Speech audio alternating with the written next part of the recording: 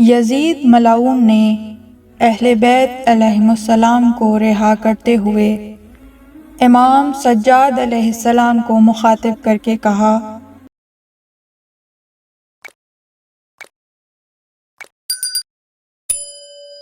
اذکر حاجتک الثلاث التی وعدتک بقضائہن، کہ اپنی حاجتیں بتائیے جن کو پورا کرنے کا میں وعدہ کرتا ہوں۔ امام علیہ السلام نے فرمایا، ان تردینی وجوہی و سیدی اولا، مجھے اپنے بابا کا سر مبارک دو کہ جو سید الشہداء ہیں۔ ثانیاً ان ترد علینا ما اخذ منا، جو ہمارے اموال شام غریبہ میں لوٹے گئے وہ سب کے سب واپس کرو۔ تیسرے یہ کہ اگر مجھے قتل کرنے کا ارادہ ہے تو اہل بیت کو کسی امین شخص کے ساتھ پہلے مدینے پہنچا دو۔ یزید نے کہا، جہاں تک تمہارے قتل کی بات ہے تو وہ میں معاف کرتا ہوں اور درگزر کرتا ہوں، تم خود اپنے اہل بیت کو لے کر مدینے چلے جاؤ۔ جہاں تک لوٹے ہوئے اموال کی واپسی کا تعلق ہے تو وہ بھی نہیں مل سکتے اور سر حسین بھی نہیں مل سکتا، البتہ ان اموال سے کئی گنا زیادہ قیمت دے سکتا ہوں۔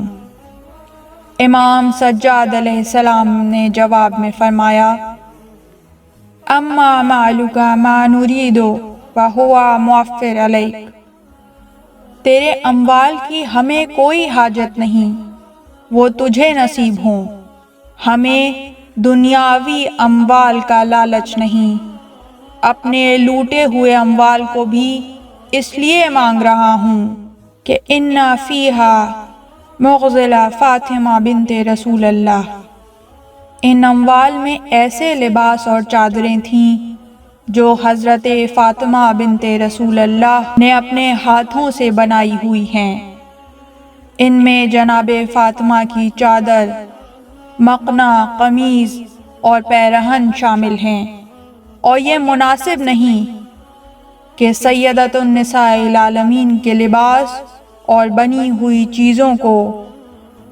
نامحرم استعمال کریں۔ یزید نے حکم دیا کہ تمام لوٹے ہوئے اموال واپس کیے جائیں اور شہداء کے سروں کو بھی واپس لوٹایا گیا۔ جب وہ سامان لایا گیا تو لوٹے ہوئے اموال کی گٹھڑی بندھی ہوئی تھی، اسے کھولا گیا تو اس میں تازہ خون آلود سرخ عقیق کی طرح کا ایک پرانا لباس جو سوراخ اور پھٹا ہوا تھا وہ موجود تھا۔ یزید نے غور سے اس لباس کو دیکھ کر کہا کہ یہ کیا ہے؟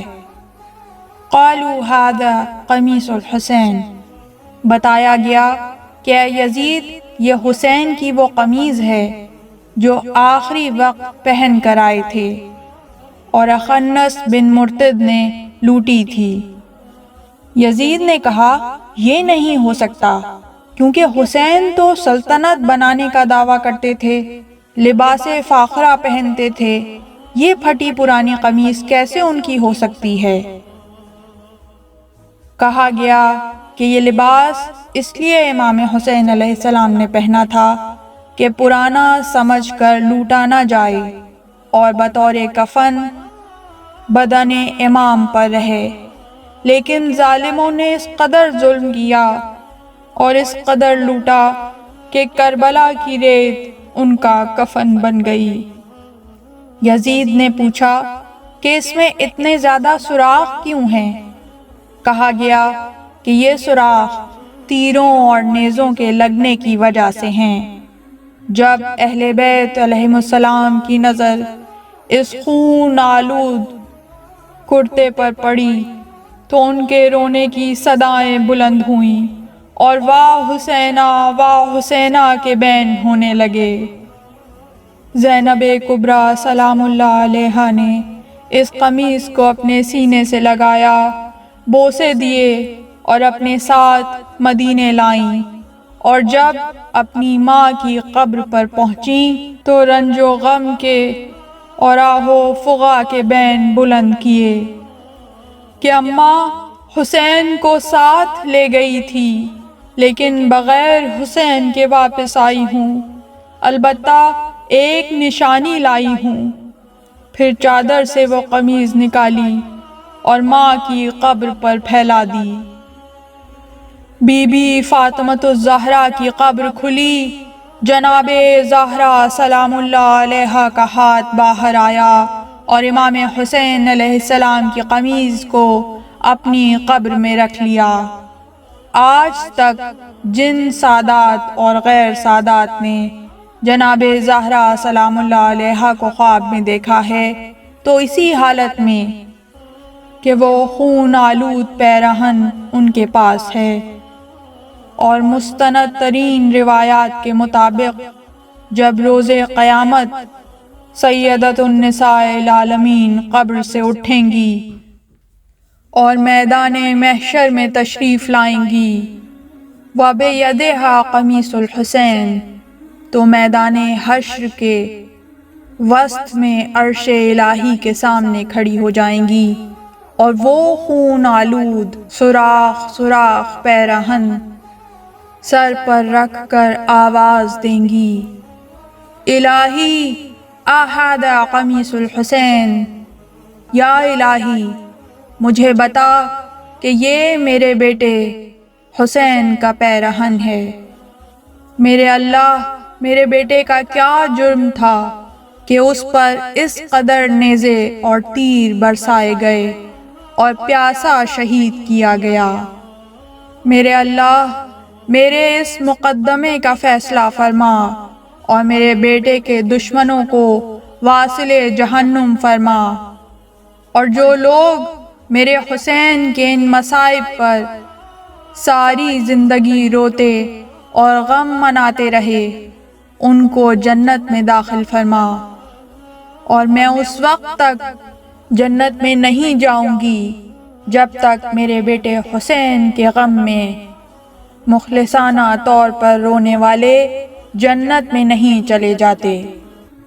اللہم صلی علی محمد وآل محمد، اللہم لعن قتلۃ الحسین واصحابہ، علی لعنت اللہ علی القوم الظالمین۔ پروردگار رحمتیں نازل فرما محمد اور ان کی پاک آل پر، اور ہمارا شمار ان کے مخلص چاہنے والوں میں فرما، اور روز محشر ہمیں سیدۃ النساء العالمین اور سید الشہداء کی شفاعت و معیت نصیب فرما۔ اس طرح کی مزید تحقیقی، علمی اور تاریخی ویڈیوز دیکھنے کے لیے چینل کو سبسکرائب کیجیے اور بیل آئیکن پہ کلک کیجیے۔ ویڈیو کو لائک کریں اور کامنٹس کے ذریعے بتائیے کہ آپ کو ویڈیو کیسی لگی۔ اگلی ویڈیو تک کے لیے خدا نگہدار۔